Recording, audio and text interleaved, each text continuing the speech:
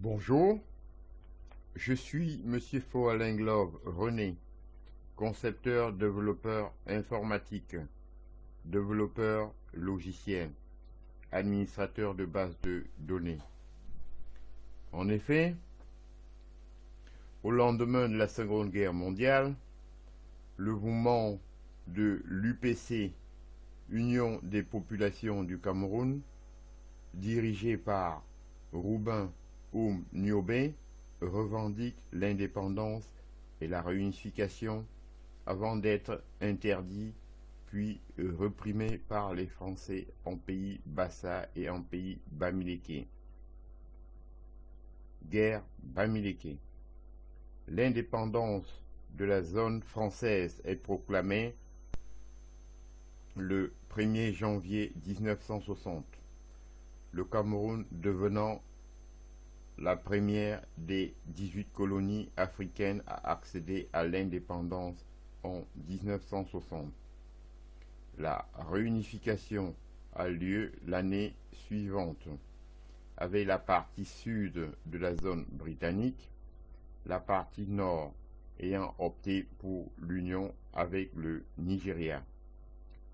Il s'ensuit une période de violente répression contre le mouvement de l'UPC et la LNK, son armée de libération nationale du Cameroun, par le nouveau gouvernement avec l'assistance de la France qui durera jusqu'à la fin des années 1960.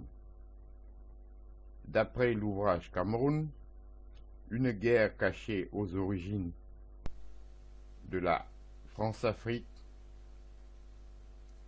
ce sont des officiers français qui, au cours des années 1960, ont dirigé clandestinement les opérations de répression menées par l'armée camerounaise contre les derniers bastions de l'insurrection upéciste. Essentiellement à l'ouest du pays, torture, regroupement et déplacement de forces des populations, exécution extrajudiciaire, guerre psychologique, décapitation, villages rasés ou bombardés au napalm.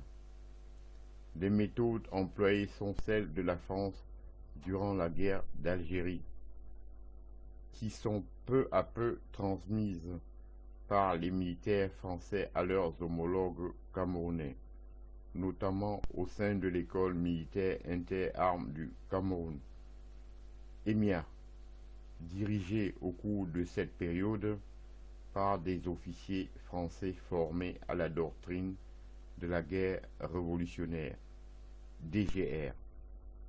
Le 20 mai 1972, un référendum conduit à un État unitaire et met fin au fédéralisme. Ainsi, j'en ai donc terminé avec cette 4e leçon sur le Cameroun. Je vous en remercie.